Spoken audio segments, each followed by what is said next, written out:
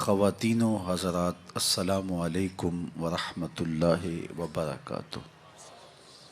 موسم رحمت ربیع الاول اپنی تمام تر رعنائیوں کے ساتھ جلوہ فراز ہے۔ گلی گلی حضور کی یادوں کے چراغ روشن ہے۔ اتنا تذکرہ ہم نے کسی کا کبھی ہوتے نہیں دیکھا جتنا میرے حضور کا ہو رہا ہے۔ میرے امام نے کہا تھا، کان جدھر لگائیے تیری ہی داستان ہے۔ گھر گھر انہی کی باتیں ہیں، ہر لب پہ انہی کی نعتیں ہیں۔ صدیوں قبل حضور اس دنیا پہ جلوہ گر ہوئے تھے، لیکن ماحول کی شگفتگیاں بتاتی ہیں جیسے کوئی کل ہی گزر کے گیا ہو۔ زمیں سے آسماں تک، آسماں سے لامکاں تک ہے، کہاں کھولے تھے گیسو یار نے، خوشبو کہاں تک ہے۔ اہل ایمان کے سینے ذکر رسول سے معطر ہیں، سرشار ہیں، روحیں ان کی قرار اور تسکین پاتی ہیں جب کسی کے لبوں پہ حضور کا نام لیا جائے۔ میرے شہر کے ایک پنجابی شاعر نے کہا تھا، تینوں سینے دی میں ٹھنڈ آکھاں، شہد گلاب تے کھنڈ آکھاں۔ پروفیسر انور مسعود صاحب ہیں تو مزاحیہ شاعر، لیکن نعت لکھنے پہ آئے تو قلم توڑ دیا۔ ان کا نام لبوں پر آئے، میٹھا میٹھا منہ ہو جائے۔ ان کے بول بہاروں جیسے اور اصحاب ستاروں جیسے، ان سا پیارا اور نہ کوئی، ان سے بچھڑ کے لکڑی روئی۔ جب وہ سیر کو جایا کرتے، سر پہ بادل سایا کرتے۔ شیخ مہدی الفاسی مطالع المسرات شرح دلائل الخیرات میں لکھتے ہیں، حضور کا ذکر سن کر جس شخص کے کلیجے میں ٹھنڈ نہیں پڑتی، اس کے سینے میں دھڑکنے والا دل کسی مومن کا دل ہی نہیں ہے۔ یہ ہو ہی نہیں سکتا کہ حضور کا ذکر ہو اور قرار نہ پہنچے۔ لوگ پوچھتے ہیں کہاں لکھا ہے؟ لکھنے والوں کی کمی نہیں ہے اور علماء نے دلائل کے انبار لگا دیے، لیکن میں کہا کرتا ہوں، کیا ذکر رسول کے لیے بھی کسی دلیل کی ضرورت ہے؟ کبھی ایسا ہوا ہے پھولوں کا تذکرہ چھڑا ہو اور بلبل کہے کہاں لکھا ہے؟ بات شمع کی ہو رہی ہو اور پروانہ دلیلیں ڈھونڈ رہا ہو، اور یہ بھی ممکن نہیں کہ بات سرکار مدینہ کی ہو رہی ہو اور امتی کو دلیل کی ضرورت ہو۔ محب کے لیے تو اس سے بڑا سرمایہ ہی کوئی نہیں، کوئی اس کے محبوب کا ذکر چھیڑ دے۔ رومی علیہ رحمہ لکھتے ہیں، کسی نے مجنو کو دیکھا کہ وہ ریت کے اوپر لیلا لیلا لکھ رہا ہے۔ رک کے پوچھا، یہ کیا کر رہے ہو؟ گفت مشق نام لیلا می کنم، خاطر خود را تسلی می دہم۔ کہنے لگا، اپنی محبوبہ کا نام لکھ لکھ کے دکھی دل کو قرار دے رہا ہوں۔ رومی علیہ رحمہ نتیجہ نکالتے ہیں، اگر لیلا کا نام مجنو کو تسکین دیتا ہے تو کیا حضور کا نام امتی کو تسکین نہیں دیتا؟ ٹھنڈ پڑ جاتی ہے سینے میں جب کسی کے لبوں پہ حضور کے نام کا چراغاں ہو۔ مطرب سے کہو کہ چھیڑے ذرا اس جان تمنا کا قصہ۔ مطرب سے کہو کہ چھیڑے ذرا اس جان تمنا کا قصہ، فرقت کے بھیانک لمحوں میں کچھ دل کو سہارا ہو جائے۔ آج کی اس خوبصورت مجلس کا عنوان آپ نے رکھا محبت رسول صلی اللہ علیہ وسلم۔ محبت ایک عنوان ہی ایسا ہے، جب کسی کے لبوں پہ لفظ محبت آئے تو روح تک کی پیاس بجھتی ہے۔ محبت ایک داعیہ ہے جو کسی کے لیے بے تابیاں پیدا کرتا ہے، تڑپ پیدا کرتا ہے۔ کوئی دل محبت سے خالی نہیں ہو سکتا۔ جب سینے میں دل ہے تو پھر کوئی دل بر بھی ہوگا، پھر کسی کا انتظار بھی ہوگا، رت جگے بھی ہوں گے، پھر آہیں بھی ہوں گی، سسکیاں بھی ہوں گی، پھر ملنے کی طلب بھی جاگے گی، پھر تگ و تاز بھی ہوگی، جد و جہد بھی ہوگی، وصل اور ہجر کے لمحے بھی ہوں گے۔ اور یہ ہو نہیں سکتا کہ دھڑکتا ہوا دل سینے میں ہو تو اس میں محبت نہ ہو۔ غالب نے کہا تھا کہ غم اگرچہ جاں گسل ہے، پہ کیا بچیں کہ دل ہے۔ غم عشق اگر نہ ہوتا غم روزگار ہوتا۔ یہ تو ہو ہی نہیں سکتا کہ دل ہو اور کوئی دل بر نہ ہو۔ تو جب سینے میں دھڑکتا ہوا دل رکھا ہے تو پھر کسی کی تانگ تو ہوگی، پھر انتظار تو ہوگا، پھر کسی کے ملنے کی آس تو ہوگی، پھر رت جگے تو ہوں گے۔ اور اس دل کا یہی زیور ہے، یہی دل کا حسن ہے، یہ بےتابیاں ہی اس دل کا جمال ہے۔ اقبال نے کہا قید میں پہنچا تو حاصل مجھ کو آزادی ہوئی، دل کے لٹ جانے سے اس گھر کی آبادی ہوئی۔ ہر شے لٹتی ہے تو برباد ہوتی ہے، یہ لٹتا ہے تو آباد ہوتا ہے۔ برگ گرتی ہے تو یہ نخل ہرا ہوتا ہے۔ ایک عجیب کائنات ہے، ہر شے ٹوٹ جائے تو بے وزن ہو جاتی ہے، بے قیمت ہو جاتی ہے۔ یہ شیشہ آپ گنا کتنا قیمتی ہے، لیکن اگر اس کو توڑ دیا جائے، چور چور ہو جائے تو اس کی کوئی قیمت نہیں رہے گی۔ لیکن جتنا زیادہ دل ٹوٹے گا اتنی ہی قیمت بڑھ جائے گی۔ تو بچا بچا کے نہ رکھ اسے، تیرا آئینہ ہے وہ آئینہ، کہ شکستہ ہو تو عزیز تر ہے نگاہ آئینہ ساز میں۔ یہ جتنا زیادہ ٹوٹ جائے اتنی قیمت اس کی بڑھ جاتی ہے۔ تو یہ طے شدہ ہے کہ جب سینے میں دل ہے تو پھر کوئی دل بر بھی ہوگا۔ اب کسی سے ہم محبت کرنے پہ مجبور ہیں، کیوں مجبور ہیں؟ اس لیے کہ ہمارے سینے میں دل رکھا ہوا ہے۔ جب دل ہے تو پھر دل بر کی بھی تلاش ہوگی۔ اب کسی سے محبت ہم کرتے کیوں ہیں؟ اس کی بھی تو کوئی وجوہات ہوتی ہیں، کسی سے محبت کیوں کی جاتی ہے؟ عمومی طور پہ کسی سے محبت اس لیے کی جاتی ہے کہ اس کا ہمارے ذمے کوئی احسان ہے، تو ہم محبت کرتے ہیں کہ اس نے ہمیں مشکل وقت میں ہمارے کام آیا تھا، تو اس کے لیے جذبات محبت پیدا ہو جاتے ہیں۔ اگر کسی سے محبت اس لیے کی جاتی ہے کہ اس کا کوئی احسان ہے ہمارے ذمے، تو پھر آؤ حضور سے محبت کریں، اس لیے کہ ہم اپنے وجود میں بھی ان کے محتاج ہیں۔ اگر وہ جلوہ گر نہ ہوتے تو کائنات کو خلعت وجود ہی نہ ملتا، محمد نہ ہوتے تو اے بندہ پرور خدا خود ہی ہوتا، خدا ہی نہ ہوتی۔ یہ کائنات کو تعین نصیب نہ ہوا ہوتا اگر حضور تشریف نہ لاتے، کائنات کو وجود ہی نہ بخشا جاتا اگر حضور جلوہ گر نہ ہوتے۔ اقبال کا لہجہ بھی دیکھ لیجئے، ہو نہ یہ پھول تو بلبل کا ترنم بھی نہ ہو، چمنے دہر میں کلیوں کا تبسم بھی نہ ہو، نہ ہو یہ ساقی تو پھر میں بھی نہ ہو، خم بھی نہ ہو، بزم توحید بھی دنیا میں نہ ہو، تم بھی نہ ہو۔ خیمہ افلاک کا استادہ اسی نام سے ہے، نبض ہستی تب شامادہ اسی نام سے ہے۔ کسی سے اس لیے پیار کیا جاتا ہے کہ وہ ہم سے پیار کرتا ہے، تو پیار کے بدلے میں پھر پیار کیا جاتا ہے۔ یہ ایک داعیہ ہے کسی سے پیار کرنے کا۔ اور اگر آپ کسی سے اس لیے پیار کرتے ہیں کہ وہ ہم سے پیار کرتا ہے، تو غارِ سجدہ کے نوکیلے پتھروں پر پیشانی رکھ کے تمہارے لیے کون آنسو بہاتا رہا؟ دنیا پہ جلوہ گر ہوتے ہوئے اس امت کی بخشش کی دعائیں کون کرتا رہا؟ حضرت فضل بن عباس کہتے ہیں میں وہ آخری شخص تھا جس نے حضور علیہ السلام کو لحد میں اتارا، تو میں نے کفن کی تنیاں کھولی اور میرے دل میں آرزو پیدا ہوئی کہ میں چہرہ انور کی زیارت تو کر لوں۔ جب میں نے تھوڑا سا کفن کو سرکایا تو لب ہل رہے تھے، مجھے شوق ہوا کہ میں سنوں اس موقع پہ کیا کہہ رہے ہیں، تو میں نے اپنے کان کو حضور کے ہونٹوں کے قریب کیا تو آواز آ رہی تھی رب حب لی امتی، اللہ میری امت کا معاملہ میرے ہاتھوں میں ہی دے دے۔ اللہ اکبر۔ اگر کسی سے اس لیے محبت کی جاتی ہے کہ وہ صاحب کمال ہے، مختلف ہیروز سے، دنیا کے دانشوروں سے، بڑے لوگوں سے آپ اس لیے محبت کرتے ہیں کہ وہ صاحب کمال ہوتے ہیں، اگر یہ داعیہ ہے کسی سے محبت کرنے کا تو پھر اس سے محبت کیجئے۔ بالغ العلا بکمالہ، جس کے کمال کو کائنات کی کوئی شے چھو ہی نہیں سکتی، عقل انسانی بھی وہاں بے بس ہے۔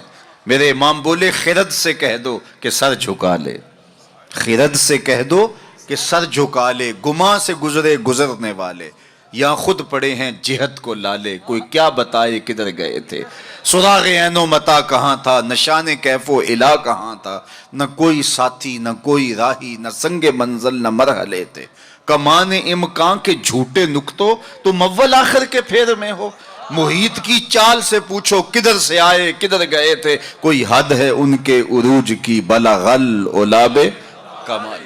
اگر کسی سے اس لیے پیار کیا جاتا ہے کہ وہ صاحب کمال ہے، تو میرے محبوب کے کمال عظمتوں کو دیکھو، یہاں تو جبریل بھی ہاتھ باندھ کے کھڑا ہے، حضور اوپر جا رہے ہیں۔ حضرت ابو الحسن رفاعی کہتے ہیں میں نے ایک دن روحانی طور پہ پرواز کی. عالی مرتبت علماء سے پوچھئے روح پرواز کر سکتی ہے، میری روح زنگ آلود ہو تو میں پاک لوگوں کی روح پر اپنی روح کو قیاس نہ کروں اور اس حقیقت کا انکار نہ کر دوں. روحیں آپ دیکھتے ہیں خواب میں کہاں سے کہاں پہنچ جاتی ہیں. تو روحوں کی پرواز ممکن ہے. تو وہ کہتے ہیں کہ میں 7 لاکھ عرش عبور کر گیا، میری روح نے اتنی پرواز کی. آواز آئی کہ کہاں جا رہے ہو؟ تو میں نے کہا مالک معراج کی شب جس عرش کی چھاتی پہ محبوب کے قدم لگے تھے میں اس عرش کو دیکھنے کے شوق میں آیا ہوں. نہ سفر بشرط معال ہے، نہ طلب بقید سوال ہے، فقط ایک سیری ذوق کو میں بھٹک رہا ہوں کہاں کہاں. میرے دل کی یہ خلوتیں کئی بار سج کے اجڑ گئیں، مجھے بارہا یہ گما ہوا تم آ رہے ہو کشاں کشاں. کہا میں تو اس عرش کی تلاش میں نکلا ہوں. تو پھر آواز آئی ارجع لا وصول لک، ابو الحسن پلٹ جاؤ، تم کروڑوں سال بھی پرواز کرو، جس عرش کی چھاتی پہ محبوب کے قدم لگے تھے وہاں تمہارا خیال بھی نہیں پہنچ سکتا. جس نبی کے قدم اتنے اونچے ہیں اس نبی کا سر کتنا اونچا ہوگا. کوئی حد ہے ان کے عروج کی، بالغ العلاب. مولوی کا تو دماغ خراب ہو گیا کہ ترازو لے کے تولنے بیٹھ گیا، اسے تولنے لگا جو تولا نہیں جا سکتا. یار سونار کے چھوٹے سے ترازو پہ رتی ماشے کا حساب تو کیا جا سکتا ہے لیکن منو ٹانوں کا حساب تو نہیں آ سکتا. عقل کے ترازو پہ تولنے کا شوق آ جائے تو میں آپ کو تول لوں، آپ مجھے تول لیں. اور جو نبیوں کا بھی امام ہو، ڈٹھے ورق قرآن دے پھول سارے، تیری شان جیا نہیں کوئی اور ڈٹھا، تیری شان دا کرے مقابلہ جڑا انہوں عاشقاں اصلی چور ڈٹھا. کوئی نور آکھے کوئی بشر آکھے پیندہ رات دینے ایہو شور ڈٹھا. اللہ والیاں گل مکا دیتی تساں ہور ڈٹھا ساں ہور ڈٹھا. تم نے حلیمہ کی بکریوں کے پیچھے پیچھے دیکھا ہے، سدرہ پر جبریل سے آگے آگے نہیں دیکھا. اور اقبال بولا تو نے یوسف کو کنویں میں دیکھا تو کیا دیکھا، ارے ناداں جو مطلق تھا مقید کر دیا تو نے. تو ابھی تک کنویں میں ڈھونڈ رہا ہے، وہ مصر کے تخت کا مالک بھی بنا ہوا ہے. تو کہا اگر کسی سے اس لیے پیار کیا جائے کہ وہ صاحب کمال ہے تو میرے رسول کے کمال جیسا کمال کس کو نصیب ہوا. اچھا کسی سے اس لیے بھی پیار کیا جاتا ہے کہ کل مشکل میں کام آئے گا. لوگ تعلق رکھتے ہیں ایسے لوگوں کے ساتھ جو اوکھے ویلے کام آ سکتے ہوں، ان سے رشتے قائم کرتے ہیں، ان سے دوستیاں رکھتے ہیں، ان کو تحائف دیتے ہیں. یار زندگی میں کبھی بھیڑ بن جائے تو کام آ جائے گا.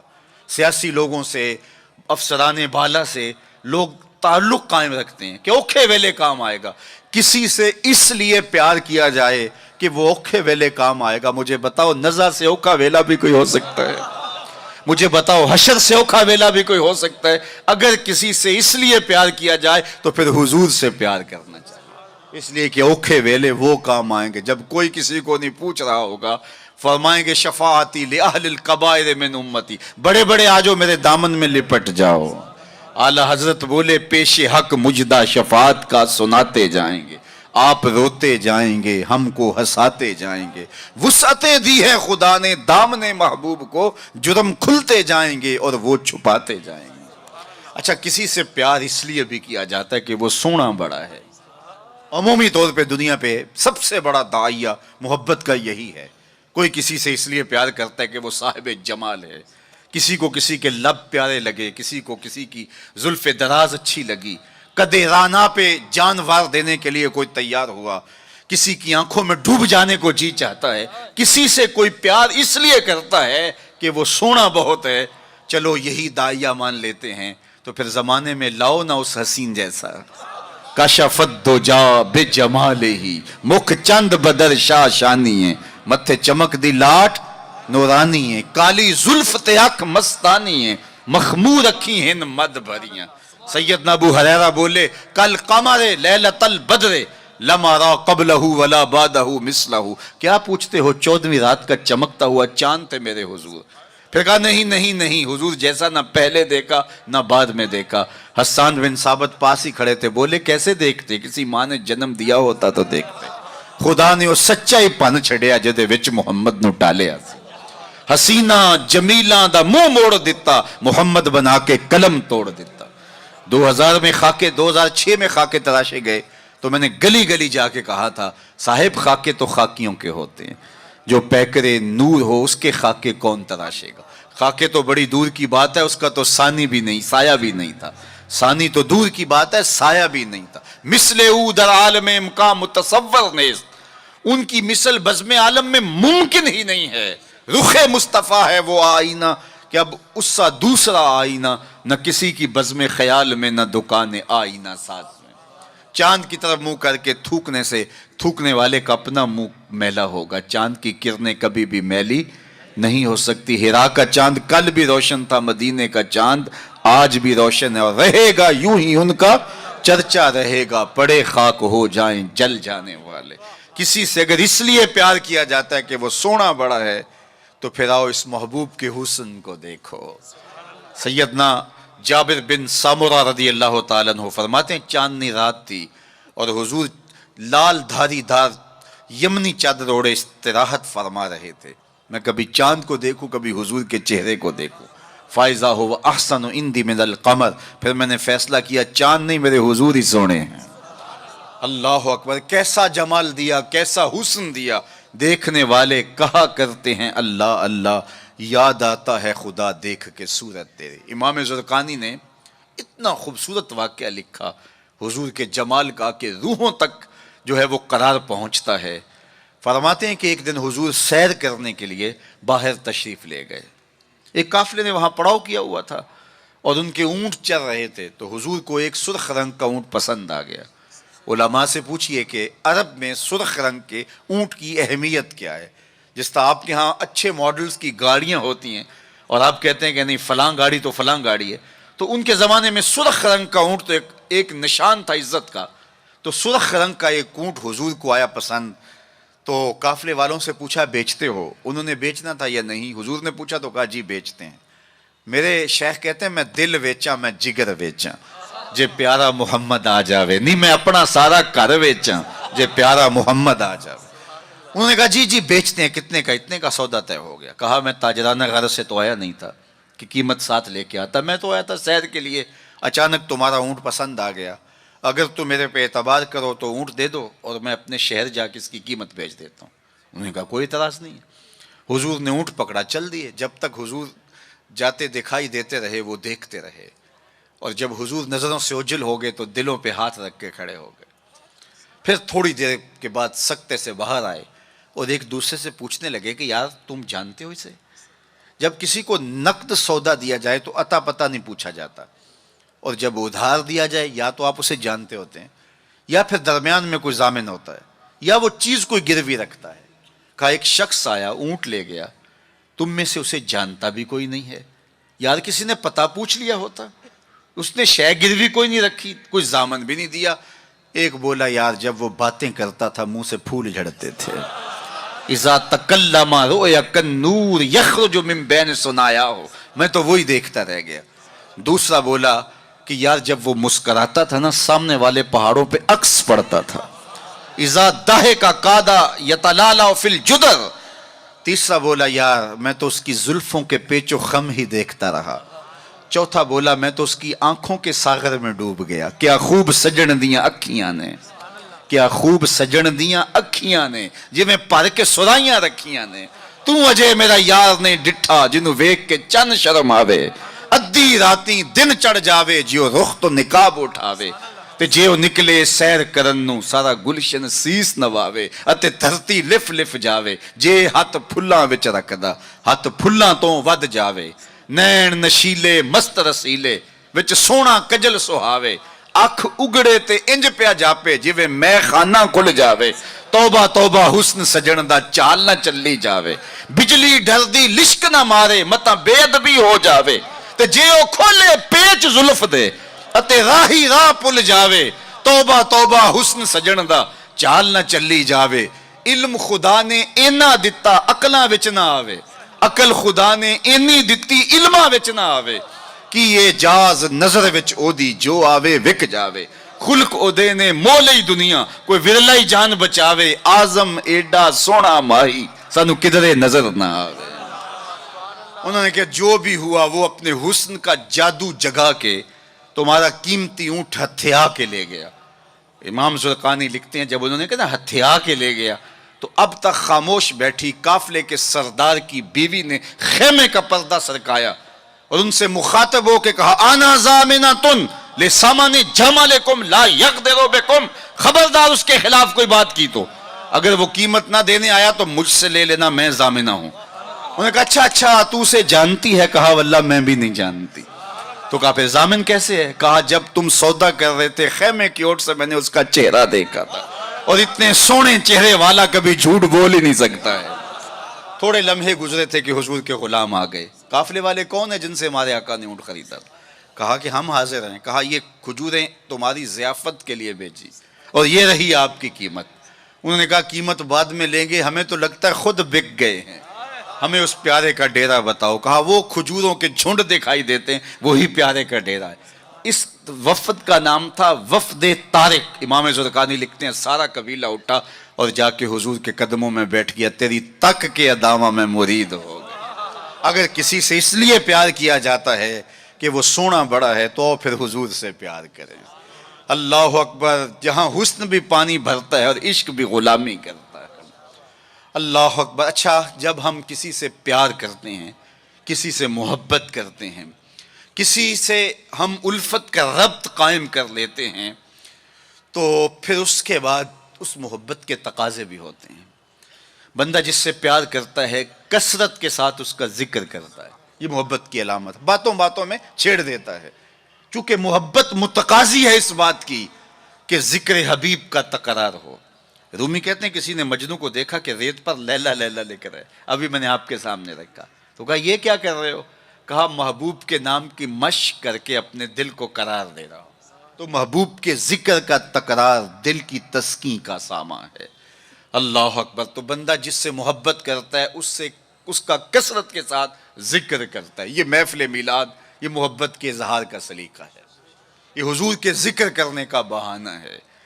بندہ جس سے محبت کرتا ہے، محبت کی دوسری علامت یہ ہے کہ محبوب کا نہ عیب دیکھ سکتا ہے نہ عیب سن سکتا ہے، یہ علامت محبت۔ عیب ہو بھی تو اسے نظر نہیں آتا، اور جس میں ہو ہی نہ، خلقت مبرأ من کل عیب، محب کو تو محبوب نظر بھی نہیں آتا، اگر ہو واقعتاً نفس الامر میں موجود بھی ہو، لیکن محب محبوب کا عیب نہیں دیکھ سکتا۔ حبو کا شایا یومی و یسم۔ رومی علیہ الرحمن اس پر ایک خوبصورت مثال دی کہ حاکم وقت نے لیلا کو دربار میں طلب کر لیا۔ گفت لیلا را خلیفہ کان توئی، کس تو مجنو شد پریشان و غوی، از دیگر خوباں تو افزو نیستی، گفت خامش چوں تو مجنو نیستی۔ لیلا کو بلایا، تیرے حسن کا شہرہ ہے، تو نے ایک شہزادے کے حواس باختہ کر دیے۔ نام تو کیس تھا نا، لیکن دنیا نام ہی نہیں جانتی، نام بھی مٹ گیا۔ تیری محفل میں آ کے بدنام ہوئے، نگاہ زمانہ میں بے نام ہوئے۔ تو نے وعدہ کیا تھا بچھڑیں گے نہ ہم، تیرے ہی ہاتھوں سے نیلام ہوئے۔ نام مٹ گیا، تشخص مٹ گیا، لوگ مجنون کہہ کے پکارتے ہیں۔ شہزادہ تھا، تو نے اس کے ہوش باختہ کر دیے۔ کون سا جادو ہے تیرے حسن میں؟ از دیگر خوباں تو افزون نیستی، باقی عورتوں سے تو کوئی انوکھی تھوڑی ہے، تیرے سے زیادہ تو میری لونڈیاں ہنسی ہیں۔ تو جو لیلا نے جواب دیا وہ دو لفظ تھا، سن لیجئے۔ گفت خامش، لیلا بولی بادشاہ چپ کر جا، چوں تو مجنو نیستی، تیری آنکھ مجنو والی تھوڑی ہے کہ تجھے میرے اندر حسن نظر آئے۔ دیدائے مجنو اگر بودے تورا، از دو عالم بے خطر بودے تورا، کاش تیری آنکھ مجنو والی ہوتی پھر تو مجھے دیکھتا۔ تو ہوش دارو لیک مجنو بے خودست، در طریق عشق بیداری بدست۔ تو ہوش والا ہے اور مجنو ہوش کو چھٹی دے کے آیا ہے۔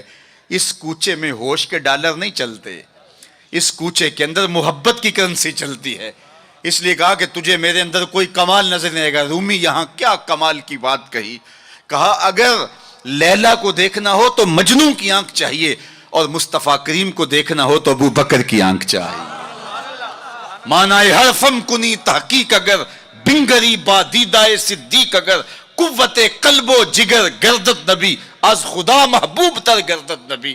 کہا اگر وہ نگاہ مل جائے تو جدھر دیکھو گے جلوے نبی کے ہی نظر آئیں گے۔ اللہ اکبر۔ تو بندہ جس سے محبت کرتا ہے اس کے عیب نہ دیکھ سکتا ہے، اس کے عیب نہ سن سکتا ہے، لیکن جن سے ہم پیار کرتے ہیں ان میں تو عیب ہے ہی نہیں۔ خلقت مبرأ من کل عیب، وہ کمال حسن حضور ہے کہ گمان نقص جہاں نہیں۔ نقص تو دور کی بات ہے، یہاں نقص کا گمان ہی نہیں. یہی پھول خار سے دور ہے، یہی شمع ہے کہ دھواں نہیں. ہر پھول کے ساتھ کانٹا ضرور ہوتا ہے، لیکن حسن رسول وہ پھول ہے جس کے ساتھ کانٹا نہیں ہے، وہ شمع ہے جس کے ساتھ دھواں نہیں ہے. تو بندہ جس سے پیار کرتا ہے اس میں عیب نہیں دیکھ پاتا. اچھا، محبت کی علامت یہ ہے، بندہ جس سے پیار کرتا ہے، جس سے محبت کا ربط اور رشتہ رکھتا ہے، اس کی اطاعت کرتا ہے، اس کی بات مانتا ہے. یہ محبت کا بہت بڑا نشان ہے، بہت بڑی علامت ہے کہ بندہ جس سے پیار کرتا ہے وہ اس کی ایک ایک بات پہ قربان اور فدا ہو جاتا ہے. اس کا حکم ہو اور محب نہ مانے تو اس کی محبت ناقص ہے. میں اور آپ ذرا اپنے اندر اتر کر کے دیکھیں، ہمارا طرز زندگی کیا ایسا ہے کہ ہم اپنے آقا کی ہر بات مانتے ہیں؟ صحابہ کی زندگیاں دیکھ لیجئے، انہوں نے ادب کی بھی انتہا کر دی اور تعمیل حکم کی بھی انتہا کر دی. یار حضور کا کہنا اور ارشاد کرنا تو بڑی بات ہے، انہوں نے صرف حضور کا چہرہ دیکھا اور منشا سمجھی، بس زندگی گزار دی. اللہ اکبر. حضرت انس بن مالک کو کسی نے دیکھا کہ شوربے سے کدو کے ٹکڑے نکال کے کھا رہے ہیں. کسی نے پوچھا یہ کیا کر رہے ہو؟ کہا مجھے نہیں پتا، ایک دن میں نے حضور کو کرتے دیکھا تھا. مدینے کی ایک گلی سے حضور گزر رہے ہیں تو ایک ایسا مکان بن رہا تھا جس طرز کی تعمیر کو حضور پسند نہیں کرتے تھے. تو کسی سے پوچھا کہ یہ کس کا ہے؟ کہا فلاں انصاری کا. کچھ نہیں کہا حضور نے، چلے گئے. کسی نے اس انصاری کو بتایا کہ حضور گزرے تھے، تیرا مکان دیکھا تھا، لیکن چہرے پر پسندیدگی کے آثار نہیں آئے، حضور خوش نہیں ہوئے. اس نے کہا اچھا. کہا ہاں میں ساتھ تھا. اس نے کدال پکڑا اور مکان کو زمین کے برابر کر دیا. 2-4 دن کے بعد میرے حضور کا دوبارہ گزر ہوا، ملبے کا ڈھیر پڑا دیکھا. کہا بلاؤ. اسے بلایا گیا. کہا میں گزرا تھا، تیرا مکان تھا، آج ملبے کا ڈھیر ہے، کدھر گیا مکان؟ عرض کی حضور میں نے گرا دیا. فرمایا کیوں؟ سنو. فرمایا کیوں؟ عرض کی سنا تھا آپ کو پسند نہیں، سنا تھا آپ کو پسند نہیں. میں اور آپ سر سے لے کر پاؤں تک دیکھوں ہمارا کیا کیا حضور کو پسند نہیں. اپنے طرز زندگی کو دیکھوں، اپنے کاروبار کو دیکھوں، اپنی معاشرت کو دیکھوں، اپنے عقیقے سے لے کے ولیمے تک طرز حیات کو دیکھوں، اپنی شادی بیاہ سے لے کے اپنے امور سیاست تک دیکھوں، ہمارا کیا کیا حضور کو پسند نہیں. محمد دی زیارت محمد دے رنگ وچ اے ٹھگ بازیاں جانے پیارا محمد. اگر ان سے ہم نے دعوی محبت کیا ہے تو اس کی دلیل فراہم کرنا ہوگی. میرے آقا کریم علیہ الصلوۃ والسلام تو کسی سے وعدہ کر دیتے ہیں کہ میں تیرے آنے تک کھڑا ہوں، اور وہ جا کے بھول جاتا ہے، اور حضور 3 دن تک کھڑے ہیں. قضائے حاجت کے لیے جاتے ہیں، پھر آ کے کھڑے ہو جاتے ہیں کہ میں نے وعدہ کیا تھا تیرے آنے تک کھڑا ہوں، وہ بھی نہیں آیا.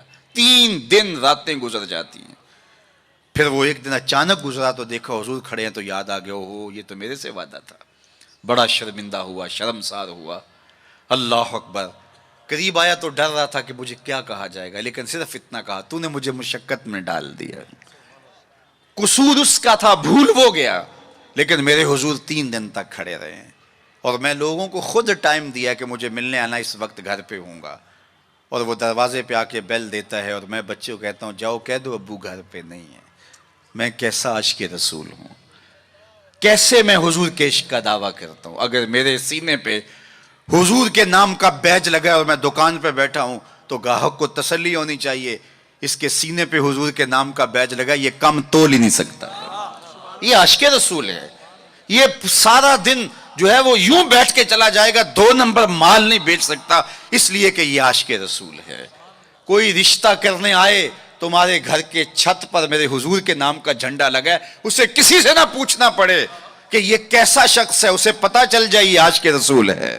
میرے استاد فرمایا کرتے تھے صاحب کسی کو پوچھنا بھی نہ پڑے، تجھے بتانا بھی نہ پڑے. تمہارا طرز زندگی ایسا ہونا چاہیے، تم دور سے آ رہے ہو لوگ پہچان کے کہو وہ دیکھو آقا کا غلام آ رہا ہے. ہمارا طرز زندگی اتنا خوبصورت ہو، ہمارا انداز حیات اتنا خوبصورت ہو. چوں بنا میں مصطفیٰ خانم درود، از خجالت آب می گردد وجود، عشق می گوید کے محکوم غیر، سینہ تو از بتا مانند دیر، تا نداری از محمد رنگ و بو، بر زبان از درود خود میالہ نام او. کہا کہ جب تو حضور پہ درود پڑھتا ہے تو ذرا اپنے اندر بھی اتر کے دیکھ کس کا نام لے رہا ہے اور تیرے اپنا طرز حیات کیا ہے. یاری لا تو پاک نبی سنگ، اے پر پوری یاری، پھر درود قبول ہے تیرا لکھ نہ لوں ایک واری۔ اور آپ کو ایک اور بات بتاؤں، جتنی بھی محبتیں ہیں وہ انسانوں کو توڑتی ہیں، حضور کی محبت آپس میں جوڑتی ہے۔ یہ باہمی محبت کا سبب اور ذریعہ ہے۔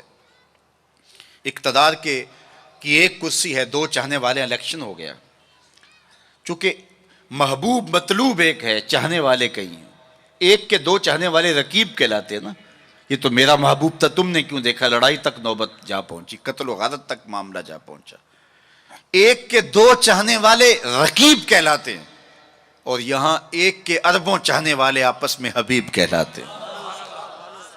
چوں گلے صد برگ مارا بو یکیست، اقبال بولا، چوں گلے صد برگ مارا بو یکیست، او کے جانے ای نظاموں او یکیست، مست چشم ساقی بتہاستیم، در جہاں مثل مو می ناستیم۔ ہزاروں قومیں وجود میں آئیں، دہر میں خشک و تر کے رشتے سے، ہم نے بنیاد دوستی رکھی یاد خیر البشر کے رشتے سے۔ تو اس لیے آئیے ہم حضور کے نام پہ جڑے۔ یہ امت 73-72 فرقوں میں کیوں بٹ گئی؟ یہ میرے رسول کا دیا ہوا دین تو نہیں تھا۔ ہم ایک دوسرے کے گریبان نوچنے لگے، پھر ہر فرقے کے اندر لابیاں، اور پھر ہر لابی کے اندر کئی جماعتیں اور گروہ بندیاں۔ حضور نے تو ہمیں وحدت کا درس دیا تھا، حضور نے ہمیں محبت کا سبق پڑھایا تھا۔ میں آج بھی پوری دنیا پہ یہ کہتا ہوں، آؤ محبت رسول پہ آ جاؤ۔ محبت رسول پہ آ جاؤ گے تو فرقے خود بخود دم توڑتے چلے جائیں گے۔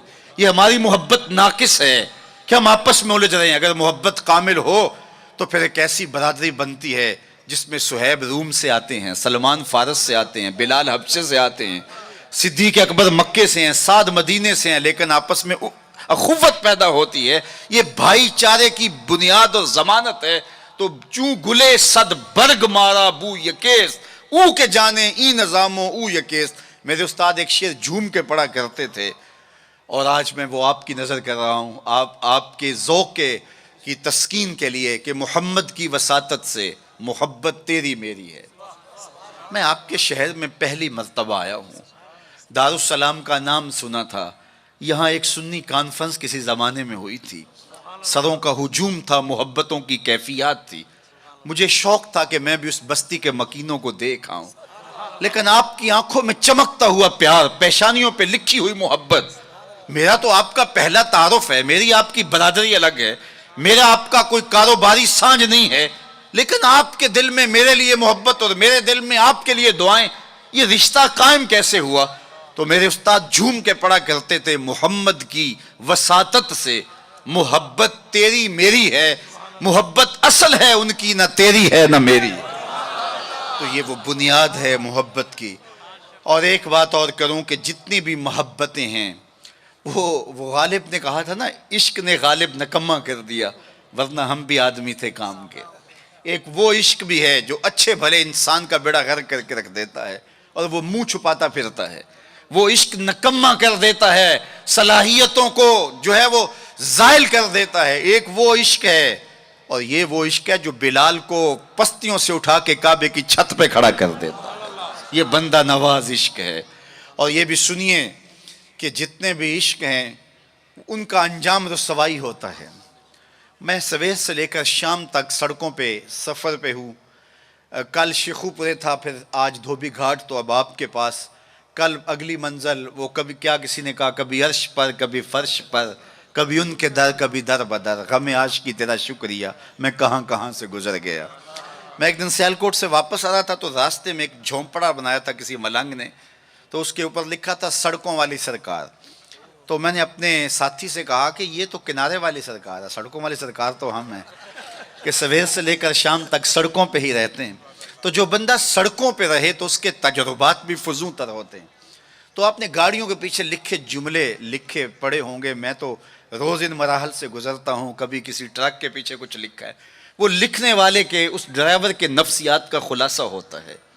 تو کئی جملے تڑپا دیتے ہیں، کئی رلا دیتے ہیں، کوئی ایسے جملے ہوتے ہیں کہ پھر ہنسی نہیں تھمتی، اور کچھ ایسے جملے بھی ہوتے ہیں کہ جو ہے وہ لفظ سل جاتے ہیں۔ ایک جملہ آپ نے بھی پڑھا ہوگا اور بار بار پڑھا ہوگا، صنم بے وفا۔ تو تو میں اپنے دوستوں کو پوچھتا ہوں یہ بتاؤ کیا لکھا ہے، تو وہ کہتے ہیں جناب آپ بھی تو پڑھ رہے ہیں. میں نے کہا اس کا مطلب کیا؟ کہتے ہیں جناب آپ بتا دیجئے. میں نے کہا یہ تحریری احتجاج ہے، کسی نے کسی سے پیار کیا ہوگا اور بے وفائی کے لیے آج اپنی بھڑاس نکال رہا ہے، غصہ نکال رہا ہے. تو میں کہا صاحب تو نے پیار اس سے کیا جس نے بے وفائی کی، تجھے اس چوکھٹ پہ لے چلوں. جو ہاتھ پکڑتے ہیں تو حشر کے دن بھی نہیں چھوڑتے. تو محبت کا ربط ان سے قائم کیجئے، محبت کا رشتہ ان سے قائم کیجئے جو تمہارے لیے عزت کا باعث ہے.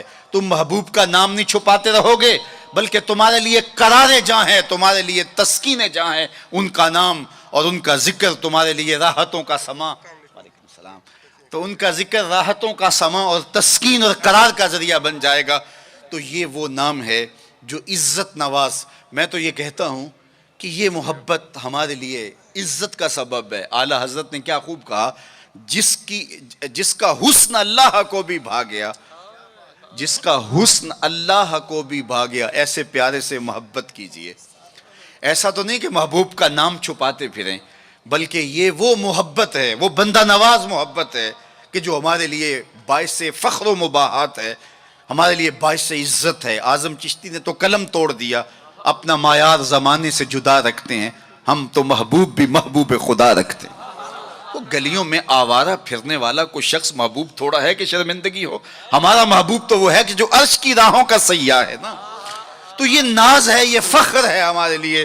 تو پھر جس سے محبت کی جاتی ہے اس کی محبت کا ایک تقاضا، میری بات اپنے اختتام کو پہنچے، کہ بندہ جس سے محبت کرتا ہے اس کی فکر کو اختیار کرتا ہے اور اس کو اپنی روح میں اتارتا ہے، اور پھر اس کا مبلغ بن جاتا ہے، اس فکر کے ابلاغ کے لیے اپنی صلاحیتوں کو صرف کر دیتا ہے. تو میں اور آپ اگر آقا و مولا سے محبت کرتے ہیں، حضور سے الفت کا ربط و رشتہ رکھتے ہیں، تو ان کا لایا ہوا نظام حیات ہماری روحوں میں اترنا چاہیے. ہمارے طرز زندگی اس بات کی گواہی دیں کہ ہم حضور کے غلام ہیں، اور پھر اس خوشبو کو اطراف عالم اور اکناف جہاں کے اندر ہم پھیلا کر کے جو ہے وہ اس منصب کو ادا کرنے کی کوشش کریں، اور ہماری زندگی اس کی گواہی دے. صحابہ نے اپنی زندگیاں اس مقصد کی خاطر لگائیں اور شب و روز ایک کر کے رکھ دیا. آج اصحاب رسول کی قبریں پوری دنیا کے اوپر ہمیں ملتی ہیں. یار مدینہ المنورہ کو دیکھنے کے لیے لوگ تڑپتے ہیں، تو یہ شہر مدینہ چھوڑ کے چلے کیوں گئے؟ اور اس ٹھنڈی چھاؤں کو چھوڑ کے کوئی کہاں جا کے دفن ہوا، کسی نے کہاں چاند وار دی. تو اصل بات یہ ہے کہ محبوب کا مشن عزیز ہوتا ہے، محبوب کی فکر عزیز ہوتی ہے. وہ کسی نے کہا تھا نا، میں مر کے بھی زندہ ہوں اہل وفا کی محفل میں، میری محفل میں آ میرا مزار نہ پوچھ.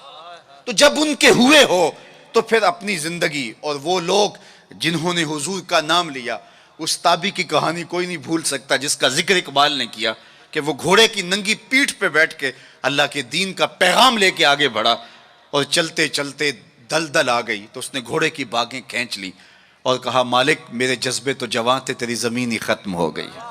اس پہ اقبال نے کہا تھا، دی اذانیں کبھی یورپ کے کلیساؤں میں، کبھی افریقہ کے تپتے ہوئے صحراؤں میں، دشت و دشت دریا بھی نہ چھوڑے ہم نے، بحر ظلمات میں دوڑا دیے گھوڑے ہم نے. تو آج میں اور آپ ان جذبوں سے سرشار ہوں گے، لیکن وہی بات جو میں عرض کر چکا، اس کا آغاز ہماری اپنی ذات سے ہوگا. ہمارا عمل گواہی دے گا، ہمارا رویہ گواہی دے گا، ہمارا طرز زندگی گواہی دے گا. ہم دوسروں کو مسلمان کرنے کے لیے بے چین ہیں، ذرا 2 لمحوں کے لیے اپنے اندر بھی اتر کے دیکھو، یہ پاپی بھی سیدھا ہوا ہے کہ نہیں ہوا، اس من کے اندر بھی روشنی ہوئی ہے کہ نہیں ہوئی. میں تو میلاد کے موسم میں گلی گلی کہتا رہا، تمہیں مبارک کو تم نے جھنڈیاں لگائیں، مجھے اچھا لگا تم نے گھروں کی چھتوں پہ چراغاں کیا، لیکن کوئی جھاڑو لے کے دل نگر میں بھی آنا، کہیں دل کی گلیاں اندھیر نگر نہ رہ جائیں. کوئی دیا، کوئی محبت کا چراغ دل میں بھی روشن کرنا. اگر دل کی دنیا آباد ہو گئی تو پوری کائنات روشن ہو گئی. میرے حضور نے فرمایا انسان کے جسم میں گوشت کا ایک ٹکڑا ہے، اگر وہ صحیح ہو جائے تو پورا جسم صحیح ہو جاتا ہے، اگر وہ خراب ہو جائے تو پورا جسم خراب ہو جاتا ہے. پھر فرمایا الا وہی القلب، سنتے ہو گوشت کے اس ٹکڑے کا نام دل ہے. حضرت نبی رحمت کی مجلس لگی تھی، ہجوم عاشقاں تھا. تو ایک دن حضور نے فرمایا جنتی دیکھنے کا شوق ہو تو دروازے پہ دیکھو. کہتے ہم نے دیکھا ایک بوڑھا شخص ہاتھ میں جوتا پکڑا ہے بائیں ہاتھ میں، اور تازہ آثار وضو اس کی داڑھی پر نمایاں ہیں. تو وہ مسجد میں داخل ہوا. خیر اگلا دن ہوا تو پھر کہا اگر کسی کو جنتی دیکھنے کا شوق ہے تو دروازے پہ دیکھو. ہم نے کہا دیکھیے آج کون خوش نصیب آتا ہے. تو وہی بزرگ دوبارہ آئے, بائیں ہاتھ میں جوتا پکڑا ہے اور آثار وضو چہرے پہ حویدہ ہیں. تیسرا دن آیا تو پھر کہا جنتی دیکھنے کا شوق ہے تو دروازے پہ نظریں رکھو. ہم نے دیکھا تو وہی بزرگ اسی حالت میں آئے. مجلس ختم ہوئی تو میں ان بزرگوں کے پیچھے چل پڑا. حضرت عبداللہ بن عمر کہتے ہیں کہ میں جب پیچھے چلا تو انہوں نے کہا کیسے میرے پیچھے آ رہے ہو؟ میں نے کہا ابا جی سے کوئی شکر رنجی سی ہو گئی ہے, لڑائی سی ہو گئی ہے, تو میں 3 دن آپ کے پاس گزارنا چاہتا ہوں, تو مجھے آپ رکھ لیں گے؟ انہوں نے کہا کوئی بات نہیں, آ جاؤ. کہتے ہیں میری آرزو تھی کہ میں دیکھوں کہ یہ عمل کون سے کرتا ہے. حضور نے فرمایا جنتی دیکھنا ہے تو دروازے پہ دیکھو. 3 دن یہی آتا رہا. کہا, اس نے کہا کوئی بات نہیں, آ جاؤ. میں ساتھ چلا گیا.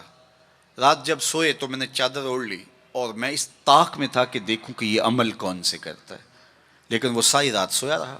اتنا تھا جب کروٹ بدلتا تھا تو رب کے نام لیتا تھا. اس کے علاوہ صبح اٹھے, میں بھی اٹھا, نماز فجر ادا ہوئی, ناشتہ کیا, کھیتوں میں چلے گئے, باغ میں پانی کیا, گوڈی کی جو بھی معمولات تھے, ظہر پڑی, مغرب عشاء, رات ہوئی تو پھر سو گئے. میں نے سوچا کل میری وجہ سے ہو سکتا ہے معمولات ترک کیے ہوں, لیکن معمولات کا عادی شخص روز معمولات ترک نہیں کر سکتا. تو دیکھتے ہیں کہ آج کیا ماجرا ہوتا ہے. میں سو گیا بظاہر لیکن جاگ رہا تھا, لیکن وہ ساری رات سویا رہا. صرف کروٹ بدلے تو رب کا نام لے. کہا خیر وہ وقت دن بھی گزرا. تیسرا دن گزرا تو جب 3 دن بیت گئے, صبح ناشتہ ہوا تو میں نے کہا کہ میری ابا جی سے کوئی لڑائی نہیں ہوئی تھی, کوئی میرا الجھاؤ نہیں ہوا تھا. میں نے حضور سے سنا کسی نے جنتی دیکھنا ہے تو دروازے پہ دیکھو. 3 دن آپ ہی بابا جی آتے رہے, لیکن مجھے تو کچھ دکھائی نہیں دیا. 3 راتیں اور 3 دن میں نے آپ کے ساتھ گزارے. تو وہ بزرگ فرمانے لگے کہ اے ابن عمر, ایسی کوئی بات نہیں ہے کہ میں نے تمہاری وجہ سے کوئی عمل چھپایا ہو. میرے وہی معمولات ہیں جو تم نے 3 دن میں دیکھے. کوئی الگ سا عمل ایسا نہیں تھا جو تم سے میں چھپا لیا ہو. لیکن ایک میرا عمل تم نہ دیکھ پائے, اور وہ اگر تم اور بھی دن میرے ساتھ گزارتے تو نہ دیکھ پاتے. تو مجھے تجسس ہوا. میں نے کہا کہ وہ عمل کون سا ہے؟ تو وہ فرمانے لگے تم نے محنت کی, 3 دن رہے, میں تمہیں بتا دیتا ہوں. تو اس بزرگ نے ایسے سینے پہ ہاتھ رکھا, دل والی جگہ پہ, اور کہا اے ابن عمر, یہ جو سینے میں رکھا ہوا دل ہے نا, اس میں کسی مومن کا بغض نہیں ہے. تو اس میں کسی مومن کے لیے نفرت نہیں رکھی ہے, بغض نہیں رکھا ہے.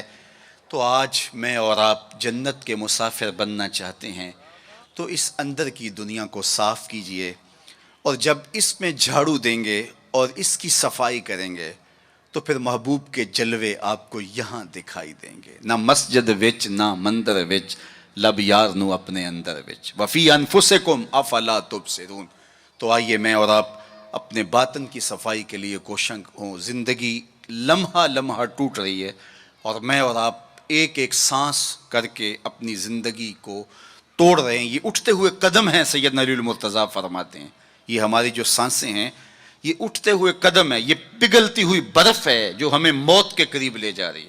ایک بزرگ کہتے ہیں مجھے یہ سمجھ نہیں تھی کہ یہ جو قرآن نے کہا ان الانسان لفی خسر, بے شک انسان خسارے میں ہے. تو میں نے کہا یہ خسارے میں کہاں ہے؟ کہاں گھاس پھونس کے جھونپڑے اور کہاں علی نصب گھر اور بنگلے, انسان تو آگے جا رہا ہے. تو یہ خسارے میں کیوں کہا گیا؟ تو میں سمرقند کے بازار سے گزر رہا تھا, وہاں ایک آدمی پھٹے پہ رکھ کے برف بیچ رہا تھا اور ساتھ آوازیں لگا رہا تھا.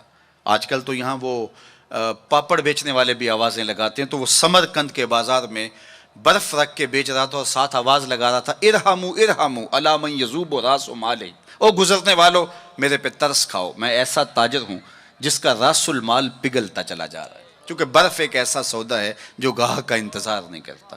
آپ کپڑا بیچتے ہیں, آج گاہک نہیں آئے, ہو سکتا ہے کل 4 آنے مہنگا بیچ لیں. آپ پیٹرول بیچتے ہیں, ہو سکتا ہے پڑا پڑا 6 روپے اوپر چلا جائے, آپ کروڑوں کے فائدے میں چلے جائیں. لیکن اگر برف کا کل گاہک آپ بھی آ گیا اور مہنگی بھی ہو گئی, برف ہی نہیں ہوگی, تو وہ کہتا ہے لوگوں میرے پہ رحم کرو, مجھ سے برف لو. میں ایسا تاجر ہوں جس کا راس المال پگھلتا چلا جا رہا ہے. ارحموا ارحموا الی من یذوب راس مالہ. تو قدم رک گئے اور کہا کہ مجھے ان الانسان لفی خسر کا ترجمہ سمجھ میں آ گیا. جس طرح تیری برف پگھلتی جا رہی ہے میری زندگی پگھلتی جا رہی ہے, تیری برف قطرہ قطرہ پگھل رہی ہے, میری زندگی سانس سانس پگھل رہی ہے. اگر تو اب بیچ لیتا ہے, اس کے بدلے درہم لے لیتا ہے, دینار لے لیتا ہے, پارچہ جات لے لیتا ہے, کوئی جنس لے لیتا ہے, تجھے 4 آنے بچ جائیں گے. اور میں بھی ان سانسوں کے بدلے درود پڑھ لیتا ہوں. ان سانسوں کے بدلے نماز پڑھ لیتا ہوں، سانسوں کے بدلے قیام کرتا ہوں، رکوع کرتا ہوں، سجود کرتا ہوں، کسی دکھی کے کام آ جاتا ہوں، کسی پریشان حال کی پریشانی دور کر دیتا ہوں، تو یہ میری سانسیں کام آ گئی۔ تو آج وقت ہے، وہ کسی پنجابی شاعر نے کہا تھا نا، آج ساوی نے کھلے راوی نے انج ٹوک نوکھڑے ٹکڑے نہیں۔ آج وقت ہے، آج فرصت ہے۔ وہ فقیر کھڑا تھا بازار میں رو رہا تھا، تو کسی نے گزرتے ہوئے کہا بابا کسی نے مارا ہے، تنگ کیا ہے؟ کہا نہیں کوئی ایسا ماجرا نہیں ہوا، ان کے رویے نے رلا دیا۔ کہا کیا مطلب؟ کہا ان کو دنیا میں کھوئے ہوئے دیکھا، دل میں ترس جاگا، تو میرا خیال ہوا ان بندوں کی اور رب کی صلح نہ کروا دوں۔ تو کہا پھر کیا ہوا؟ کہا میں نے اس سے بات کی، آواز آئی لے آ میری چوکھٹ پہ، ایک آنسو سے سارے گناہ معاف کر دوں۔ میں بڑا خوش ہوا، میں ان سے بات کی، یہ الٹا میرا مذاق اڑانے لگے، جا بابا اپنا کام کر، تمہیں کیا پتا ہوتا ہے دنیا اور دنیا داری کیا ہوتی ہے۔ تو وہ تو مان رہے، یہی نہیں مان رہے، تو مجھے اس پہ رونا آ گیا۔ خیر وقت گزر گیا، اگلے دن وہی شخص قبرستان کے قریب سے گزرا، دیکھا وہ فقیر وہاں کھڑا بھی رو رہا تھا۔ کہا بابا بازاروں میں بھی روتا ہے، قبرستانوں میں بھی روتا ہے، آج کیا ماجرا ہے؟ کہا کہانی کل والی ہے۔ کہا کیا مطلب؟ کہا ان سے مایوس ہو گیا تو آج ادھر نکل آیا، اور میرا خیال ہوا آج ان کی اور رب کی صلح کرواؤں۔ تو تجسس سے پوچھا آج کیا بنا؟ کہا آج یہ مان گئے وہ نہیں مانتا، کل وہ مانتا تھا یہ نہیں مان رہے تھے، اور آج یہ مانتے ہیں وہ نہیں مانتا۔ وقت پر کافی ہے قطرہ بھی آب خوش ہنگام کا، جل گیا جب کھیت برسا می تو پھر کس کام کا۔ آئیے میں اور آپ اپنے رب سے اپنے تعلق کو جوڑ لیں، اپنی زندگی کو کبھی بھی نماز سے محروم نہ رہنے دینا۔ سونے سے قبل 5 انگلیاں بھی گن لینا اور 5 نمازیں بھی گن لینا۔ اس شخص سے بڑا بدبخت کوئی نہیں ہے جو رب کے حضور سجدہ ریز نہیں ہوتا ہے۔ یہ بد نصیبی ہے کسی شخص کی کہ اس کی پیشانی کو سجدے کا نور نصیب نہ ہو۔ بعض لوگ کہتے ہیں میں نہیں کرتا سجدہ، میں کہتا ہوں تو کون ہے بدبخت، تجھے رب اپنی چوکھٹ پہ بلاتا ہی نہیں۔ اتنا بد نصیب ہو گیا ہے کہ تجھے دھتکار دیا گیا، حیا علی الصلاح حیا علی الفلاح، 5 وقت صدائے دل نواز سنتا ہے لیکن تیرے قدم نہیں اٹھتے، تجھے توفیق نصیب نہیں ہوتی۔ اس سے معافی مانگ اور اپنی زندگی کو سجدوں سے آباد کر۔ مخلوق خدا کے ساتھ شفقت یہ اللہ اور اس کے رسول کی قربت کا ذریعہ ہے۔ میرے والد گرامی فرمایا کرتے تھے اگر تم چاہو کہ حضور تم سے پیار کریں تو حضور کی امت سے پیار کیا کرو۔ آپ کسی کے بچے کی گال سہلائیں، اس کو پیار کریں تو اس کے باپ کے دل میں آپ کے لیے پیار پیدا ہو جاتا ہے۔ تو حضور کی امت سے پیار کریں گے تو حضور تم سے پیار کریں گے۔ اللہ آپ کو سلامت رکھے، دنیا آخرت کی برکتیں آپ کی روحوں میں ڈال دیں۔ اقبال کے سارے کلام کا رس نچوڑیں تو خلاصہ یہ نکلتا ہے محمد سے وفا تو نے تو ہم تیرے ہیں، یہ جہاں چیز ہے کیا لوح و قلم تیرے ہیں۔ اقبال کہتے ہیں حضور سے وفا کرو، قلم بھی تمہیں دے دیں گے، تختی بھی تمہیں دے دیں گے، پھر جو لکھنا ہوا خود ہی لکھ لینا، پھر تمہاری تقدیر کے فیصلے کہیں اور نہیں ہوں گے، خدا بندے سے خود پوچھے گا بتا تیری رضا کی، لیکن شرط ہے کہ تم ان کے ہو جاؤ۔ وآخر دعوانا ان الحمد للہ رب العالمین۔ As I look to nature's beauty, dazzled am I, knowing everything calls on you, the Lord Most High.